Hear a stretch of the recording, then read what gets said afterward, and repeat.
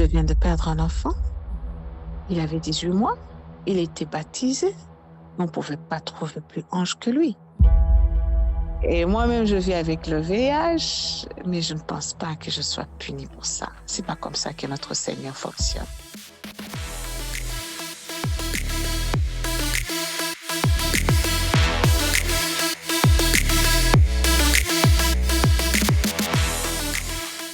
Bonjour et bienvenue à toutes et à tous dans ce podcast Debout et Resplendit. Dans cette émission, nous découvrirons des femmes, des hommes qui se lèvent avec foi, engagement et courage pour un monde meilleur. L'émission donnera plus d'importance au pardon, chemin de la réconciliation et de la paix. Pour ce deuxième épisode, notre invitée nous racontera comment elle a trouvé une liberté intérieure malgré les condamnations. Elle partagera avec nous la joie de célébrer le pardon et la fraternité. À la présentation, Alegria Nduwimana. J'ai le grand plaisir d'accueillir Madame Jeanne Gapia, originaire du Burundi. Elle est maman, engagée dans le domaine de la santé. En 1993, elle a fondé l'Association nationale de soutien aux séropositifs et aux malades du sida. Bienvenue Jeanne et merci d'avoir accepté notre invitation. Merci à toi, Allegria, et merci aussi de me donner cette opportunité. Oui, alors ici aux Pays-Bas, il fait pas très beau, un peu sombre. Et je sais pas, le climat de Buja, comment c'est à Bujumbura, l'ambiance aussi. Alors, Bujumbura, il fait beau, hein, mais il fait très chaud. Ah, Il fait vraiment excessivement chaud, ce qu'on n'avait pas l'habitude d'avoir.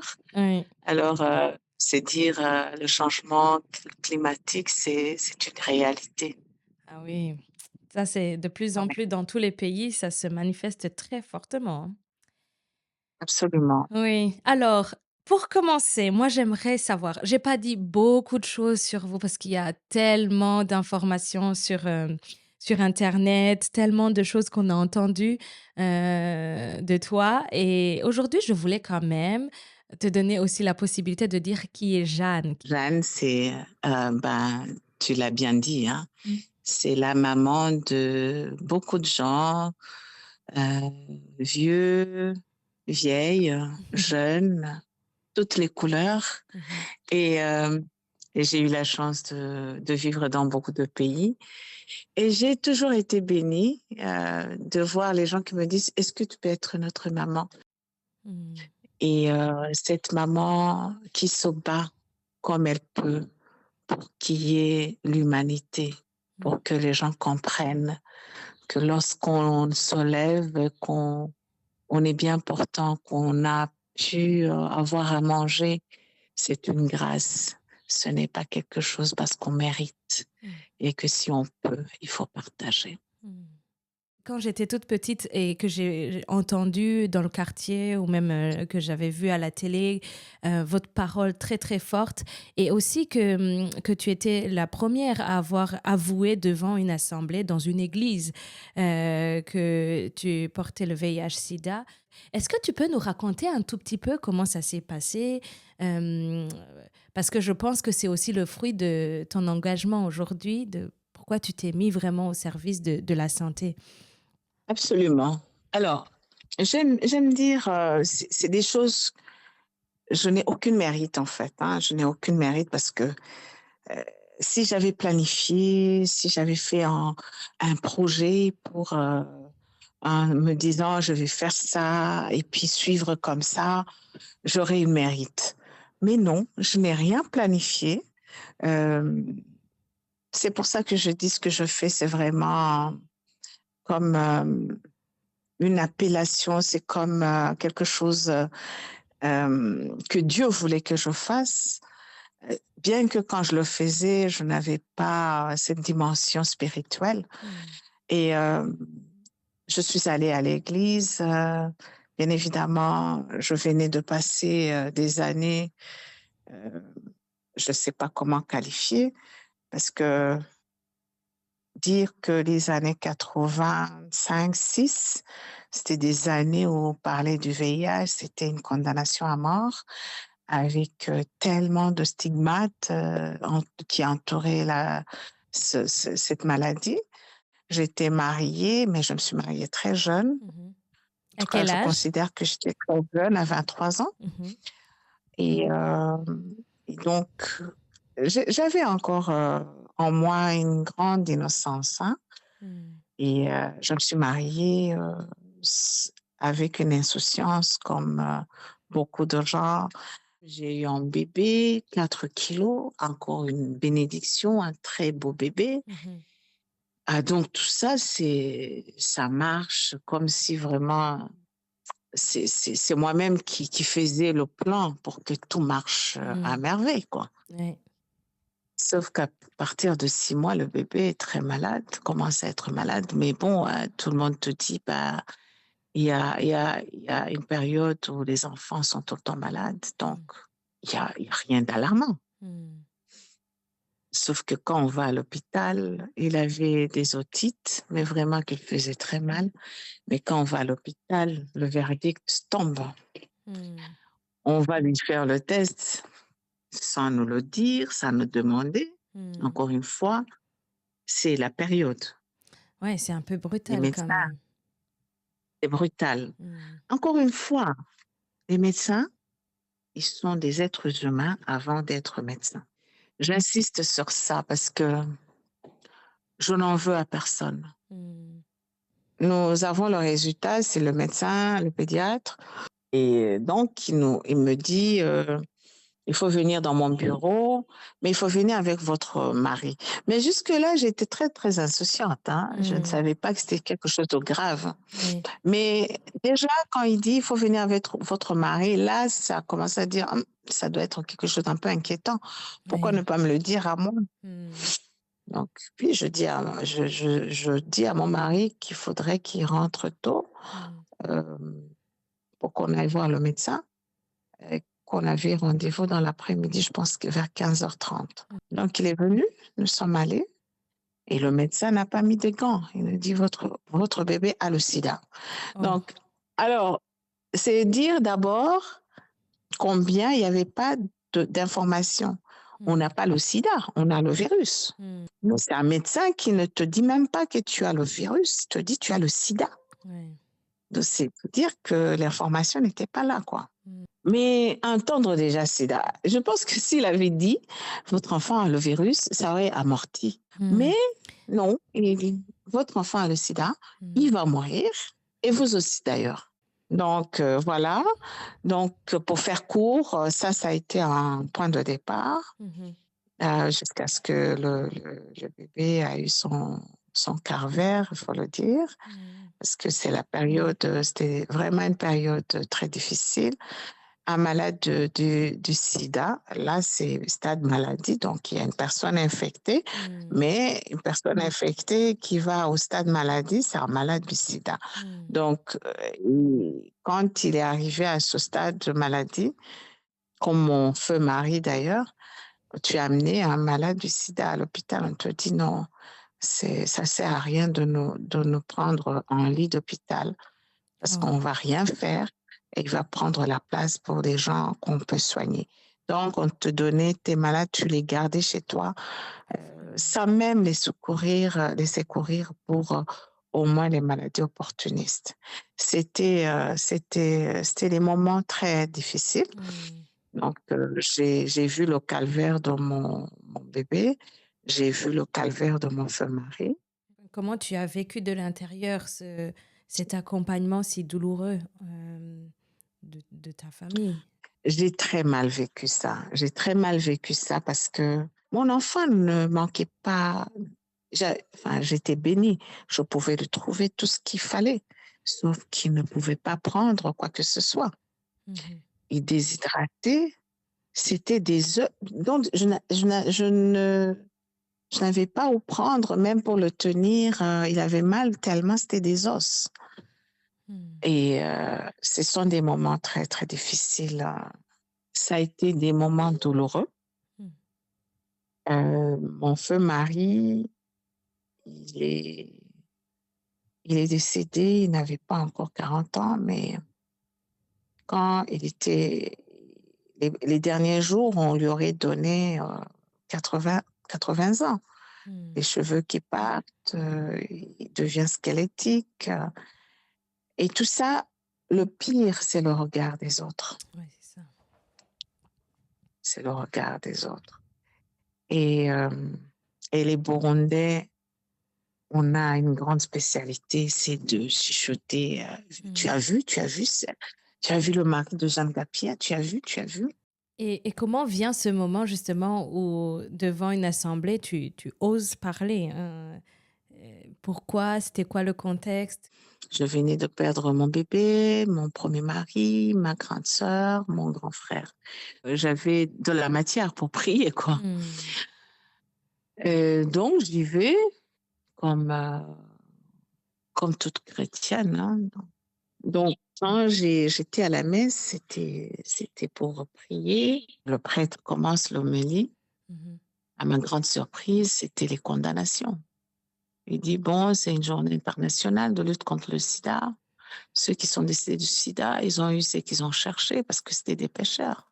Directement, j'ai vu mon bébé. J'ai revu sa souffrance. J'ai revu tout. Je dis non, si je me tais, je serai complice. J'ai une sœur que j'avais vue allumer les bougies, tout ça. Je dis, ben, comme c'est la journée où on prie pour les morts du sida, moi j'ai une intention pour prier pour les morts du sida. Est-ce que vous pouvez me permettre d'aller devant? Mhm. Elle me dit, mais c'est une très grande opportunité parce qu'on n'avait pas trouvé quelqu'un. Mhm. Et donc, j'y vais. Et, et comme je le dis toujours, je pense que ce n'est pas moi qui ai parlé, c'est l'Esprit Saint qui a parlé. Amen. Parce que je suis allée avec cette rage de défendre mon bébé. Mhm. Je dis, mais malgré le respect que je vous dois, monsieur le père, je ne suis pas d'accord avec ce que vous venez de dire. Et là, c'est Je devant viens tout de le perdre monde? un bébé. Là, devant, Mhm. je viens de perdre un enfant. Mhm. Il avait 18 mois. Il était baptisé. On ne pouvait pas trouver plus ange que lui. Mhm. Et vos propos viennent de le condamner. Mhm. Alors là où je dis, c'est l'Esprit Saint. Et j'enchaîne. En y allant, j'étais allée pour mon bébé. Après, j'enchaîne. Je ne sais pas comment c'est arrivé. Mhm. Je dis, moi-même, je vis avec le VIH. Ouais. Et moi-même, je vis avec le VIH, mais je ne pense pas que je sois punie pour ça. C'est pas Mhm. comme ça que notre Seigneur fonctionne. Mhm. Qui est ange? Qui n'a pas de péché ici dans la salle? Je dis, je pense que Dieu nous cherche de plusieurs manières. Est-ce que intérieurement, tu as vécu quelque chose de l'ordre d'un pardon? Parce que voilà, c'est un peu choquant de l'entendre de la maison du Seigneur, de la maison de Dieu que oui, de te sentir jugé. Vous savez, il y a pas mal de gens qui me disent, parce que je fréquente toujours la cathédrale. Mm. Moi, je ne vais pas à cause du prêtre. Le prêtre, c'est un serviteur de Dieu. Mais là, moi, quand j'y vais, je cherche Dieu. Mm. Donc, personne ne peut me dire que je ne vais pas retourner là-bas. Déjà, j'ai beaucoup de respect pour ce prêtre. Parce que je pense qu'en parlant, quand je suis allée devant, il était capable de demander qu'on me fasse sortir. Mais il ne l'a pas fait. Mm. Vous savez, l'humilité, c'est pas une vertu qui est facile à avoir. Mm. Quand je t'écoute comme ça, je sens vraiment une femme très libre, une femme aussi qui, voilà, tu as aussi voilà, une liberté hein, face à tout ce qui t'est arrivé, même aussi une compassion aussi pour ceux qui ne sont pas informés ou vraiment. Est-ce qu'il y a un moment où tu dis là vraiment j'ai senti que ça m'a libérée? Alors, j'ai eu beaucoup ma vie, ça a été, à un moment donné, ça a été vraiment un calvaire, quoi. Mm. Mais en même temps, il fallait passer par là pour que pour grandir, hein, dans la foi aussi. Mm. Et donc, je dis toujours que tout ce qui m'est arrivé, je pense qu'il y avait un plan derrière. Et chaque fois que tout ce qui m'arrive, ça peut servir, je rends gloire à Dieu. Mm. Pour ça, j'ai eu une belle famille, hein, ma première belle famille, parce que heureusement, Dieu m'a béni en me permettant de me remarier. Mhm. Et donc, avec mon premier mari, je n'ai pas eu une vie facile avec ma belle famille. Mm. Vous savez, au Burundi, on va te dire, bon, les enfants de Bujumbura, c'était ça, hein, c'est elle qui a contaminé notre frère. Hmm.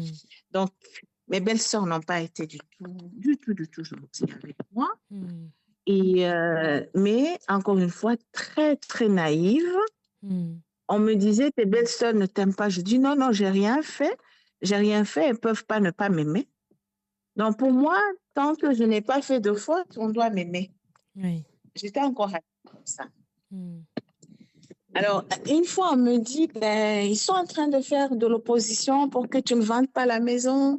Parce que c'était la hantise, notre frère est décédé, elle est bien portante et va vendre les biens, alors que c'est elle qui a contaminé notre frère. Et Hmm. ils n'en savaient rien, parce que l'histoire entre mon mari et moi, Hmm. mon mari vraiment reconnaissait ce qui s'est passé, et moi je lui disais, mais tu ne l'as pas fait exprès, toi aussi tu ne l'as pas voulu, mais non, on va gérer. Comme mes belles-sœurs, leur problème c'était tellement la maison, et que mon mon beau-père, hein, le père de mon feu mari, Mhm. il est dans un camp de déplacés. Mhm. Est-ce que ça te gêne que je leur remette la maison que j'avais transformée, tout. Je dis comme ça, je vais leur remettre la maison et au moins je vais leur montrer que le matériel, c'est le matériel. Oui. Et mon mari me dit, mais tu sais, si Dieu nous prête vie, on aura d'autres. Vraiment, si c'est ce qui te plaît, tu les remets. Hmm. Mais je me suis dit, mais c'est pas assez. Hmm. Il faut qu'on en finisse avec. Pourquoi on reste dans les histoires? On a quand même été des parents, il faut qu'on en finisse. Hmm. Donc, j'ai demandé à mon neveu encore de demander le rendez-vous, sa maman, et puis mes deux belles-sœurs. Je suis passée de l'autre côté, je dis, je voudrais venir demander, voir ta maman. Mais bon, en partant, je pensais aller leur dire, je vous pardonne comme ma tante l'a fait. Hmm. Mais encore une fois, l'Esprit Saint m'a accompagnée. C'est pas ce que j'ai fait. Je suis allée, je dis, ben, vous savez, vous n'avez pas été quand même des grandes sœurs comme je l'attendais. Hmm. Vous m'avez pas accompagnée, vous m'avez pas aimée. Mais en tant que chrétienne, je n'ai pas été supérieure parce que je n'ai pas prié pour vous. Quand on Oui. me parlait de vous, moi aussi, je disais des choses pas du tout bien. Je viens demander pardon. Et donc, j'ai fait ça. Mhm. Mes deux belles-sœurs ne m'ont jamais demandé pardon, Mhm. mais elles le font d'une autre façon. Elles le font d'une autre façon. Une est au Canada, quand j'organise des soirées de gala, elle vient. Hmm. Ça, Une c'est- autre, quand je fais des mobilisations à travers sa fille, hein, qui... Alors, l'impact est énorme parce que une de mes nièces qui est aux États-Unis, dans le temps, elle faisait des collectes, des choses, elle envoyait des conteneurs, des choses qui aident les malades. Hmm. Même, je faisais la distribution même dans des hôpitaux. Wow. Et ça, c'est le fruit de cette... et c'est la maman qui vient les distribuer à la NSS. Et Oh. pour moi, je trouve, donc le fruit va au-delà, en fait. Hmm. Hmm. Et le deuxième témoignage, c'est que avec la crise qui est venue au Burundi en 2015, bon, j'ai fait la manifestation contre le troisième mandat comme beaucoup de Burundais, Hmm. mais sans entrer dans la politique. C'était une opinion personnelle. Hmm. Après, moi, je suis rentrée en me disant, mais bon, je n'avais... De toute façon, moi, je ne suis jamais allée dans la politique et je n'irai jamais. Hmm. Mais je garde mes opinions quand même, hein. Je suis une citoyenne et j'ai droit à une opinion. Mais ça a tourné, il y a des gens qui ont monté des choses. Hmm. Et du coup, je me suis vue chassée de mon pays que j'aimais, que j'aime, que j'ai toujours aimé, que je sers et toujours servi. Hmm. Et donc, je me suis vue refuser un passeport. C'est la première fois que je fais une émission sur ça, hein. Ah oui. C'est la première fois que je parle de ça. Oui. Mais bon, Non, mais c'est il faut important. qu'il y ait un premier. Il Oui, faut c'est qu'il y ait ça. toujours un premier. Hmm. Après, j'ai su qu'il y a quand même des gens qui étaient derrière ça, Hmm. qui sont dans le domaine dans lequel je suis. Hmm. Alors, j'ai eu la chance de revenir parce qu'il y a une autorité qui a trouvé que c'était injuste. Mhm. Et je le dis, c'est la première dame Ouais. actuelle Mm. qui a dit, qui n'était pas au courant, hein, qui a demandé pourquoi je ne revenais pas. Elle est venue, bon, j'ai eu la chance quand même bien qu'on m'a refusé un passeport, j'avais un laissez-passer des Nations Unies, donc je continuais à voyager, j'ai continué à mobiliser les fonds. Mm. Donc de 2016 à 2021, je ne pouvais pas venir au Burundi. La cause que je sers, hein, c'est pas des individus. Moi, je suis au service du Seigneur Mm. et personne ne pourra m'empêcher de continuer. Donc là où j'étais, Mhm. je ne pouvais plus venir. Et je n'ai jamais parlé parce que je ne voulais pas que ça soit récupéré d'une façon des politiciens qui récupèrent ça, Mm. que ce soit les politiciens aussi de l'opposition qui allaient récupérer ça, Mm. au risque de fermer l'organisation qui, quand même, euh, prend en charge plus de 7000 familles et qui emploie, où il y a au moins 200 foyers qui sont salariés, où il y a, qui vivent grâce au salaire de la naissance. Mm. Donc là, je ne pouvais pas. Donc, je me suis coupée des médias, de tout le monde. Hein. Mm. Si ce n'est pas ma personne qui importe, c'est plutôt la cause que je défends qui importe. Oui. Là, il y a une personne que je savais quand même qui était dans ça, dans Mm. le complot, parce que j'ai des preuves. Mm. Elle est à la retraite, semaine sainte. Mm. Bon, on nous demande, je dis, mais bon, je fais un entretien avec le prêtre. Mm. On me demande, je dis, bon, il y a une personne quand même qui m'avait fait mal. Bon, j'ai pardonné. Il dit, tu es sûr? Je dis, oui, je crois que je ne peux pas lui faire du mal. Hein. Il dit, non, c'est pas comme ça. Tu es sûr que tu as pardonné? Je dis, oui, je crois. Mm. Non, c'est pas encore là. Et donc, tu vas pas quitter ici après une semaine et partir avec quelque chose d'inachevé. Est-ce Mm. que tu es prête à le rencontrer? Je dis oui. Tu es prête à le rencontrer et lui dire que tu as pardonné? Je dis oui, je peux le faire. Mm. Encore une fois, je reviens, je lui dis, bah, il avait demandé à me rencontrer, mais je pense que j'hésitais. C'est ce côté où tu ne sais pas, tu n'es pas sûr que tu as pardonné, en fait. Oui, c'est ça. Mm. Tu te dis non, je ne peux pas lui faire du mal. Mais ce n'est pas ça le pardon, en fait. Mm. Mais, mais le prêtre m'a poussé à aller plus loin. Donc, je l'ai appelé, je dis, ben, on se voit alors. Il est venu. Donc, il a commencé, lui aussi, il était un peu gêné à dire, vous faites des choses. Je dis, non, non, non, on ne va pas perdre du temps. Mm. Je dis, écoutez, tu sais, entre toi et moi, tu m'as fait du mal. Je n'avais plus de pays. Est-ce que tu imagines ce que c'est? Je Mm. dis, tu m'as fait tellement mal. Je dis, ben, en fait, tu sais, cette période, il y avait tellement de choses qui circulaient, nous qui étaient à l'extérieur. Tu voyais les gens qu'on a tués, les gens qui ont disparu. Je dis, tu sais, chaque fois quand je lisais, je cherchais ton nom. Je voulais que tu sois tué ou péri. Oui. Je dis, ben, en fait, moi aussi, je t'ai tué. Oui. Donc, je te demande pardon. Oh, pourtant, quand je me suis confessée, je n'avais pas pensé que j'ai péché. Oui. Mais, Oui. mais en même temps, Mm. encore une fois, c'était pas quelque chose que j'ai fait comme ça, pour faire pour la forme. Mm. C'était vrai. C'est vrai, je l'ai tué, moi aussi, j'étais pécheur. Mm.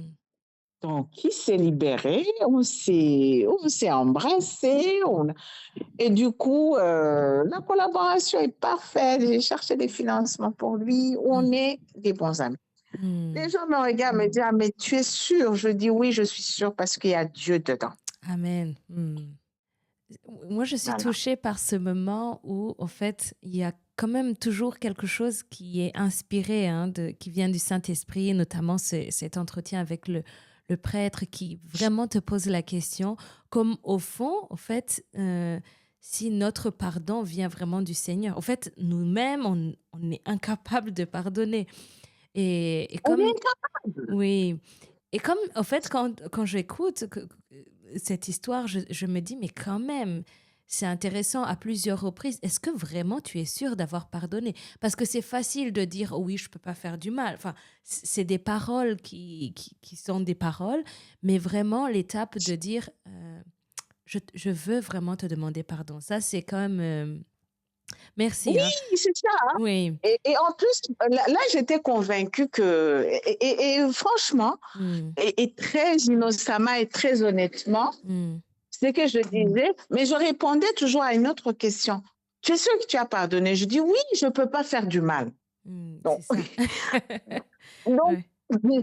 non, je ne pense pas vraiment lui faire du mal. Mm, Donc, c'est cette dimension. Jusqu'où ça peut aller? Demander, pardonner, ça peut aller jusqu'où? mm, En fait, c'est là. Et ce prêtre m'a beaucoup aidé mm. à, à avancer et l'Esprit Saint a été là, Oui. surtout. Et surtout de Mm. voir que c'est quand on accepte d'être petit, comment le Seigneur Mhm. nous donne de célébrer la fraternité, de célébrer la vie. C'est extraordinaire, c'est Mm, extraordinaire. mm, Alors, c'est la première chose. Je dis toujours, je pouvais venir et lui dire, je te pardonne. Il aurait dit, mais qu'est-ce que j'ai fait? Et je dis toujours, quand on vient dire, je te pardonne, mm, c'est vrai, si moi, si la personne, il y a deux dimensions. mm, Si la personne vient me demander pardon et je dis, je te pardonne, là, ça a du sens. mm. Mais moi, j'appelle une personne pour lui dire, je te pardonne. Ça n'a pas de sens. Ça, c'est vrai. Il faut que Ça n'a lui-même, pas de il sens parce décide. que je prends le dessus, en fait, Mm, hein. mm, Je viens comme si, bon, moi, je suis au-dessus de lui. Là, mm. ça ne marche pas. Bon, est-ce qu'il y a quelque chose que tu aimerais partager à ceux qui écouteront à ceux qui nous écoutent en ce moment, peut-être, euh, du pardon, de la Bon, compassion, qu'est-ce que tu as envie de donner? nous sommes tous des frères et sœurs, en fait. Hmm, La meilleure façon de demander pardon, c'est de changer son attitude. ça, Aujourd'hui, s'il y a encore une personne qui discrimine ou stigmatise des personnes infectées, qui maltraite un orphelin du sida, la meilleure façon de demander pardon, c'est de changer l'attitude. oui, En principe, on demanderait, il n'y a personne qui voudrait, qui aimerait être en prison. ça c'est vrai, oui. Mais la prison, c'est pas Mimba, c'est pas les prisons qu'on connaît. Mais il y a des prisons que nous créons nous-mêmes. Essayons de ne pas créer des prisons. Essayons de nous libérer. Hmm. Et maintenant, Jeanne, j'ai un petit challenge pour toi. Pour clôturer notre émission en beauté, tu peux chanter un chant que tu aimes beaucoup et tu me diras pourquoi tu as choisi cette chanson. 3,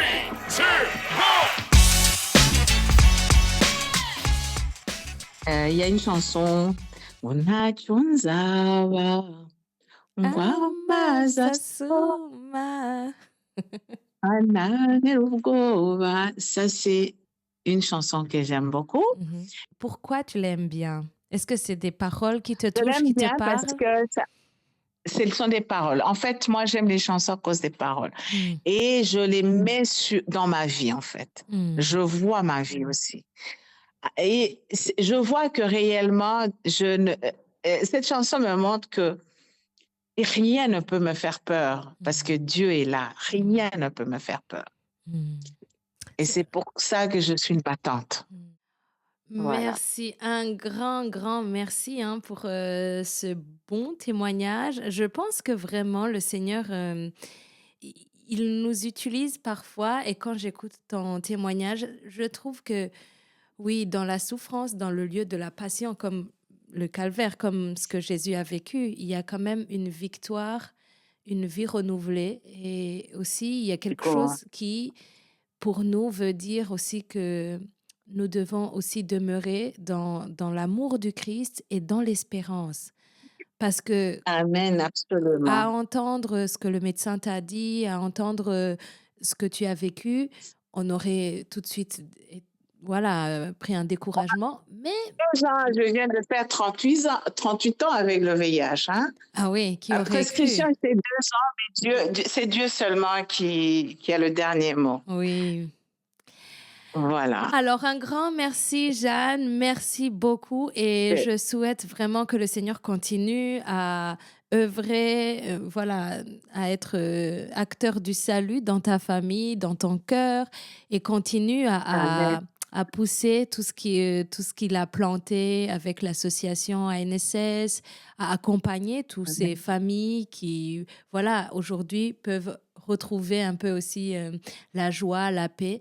Que vraiment le Seigneur te guide et t'inspire davantage, te donne son Esprit Saint. Merci à toi. Merci. C'était un grand plaisir de partager avec toi.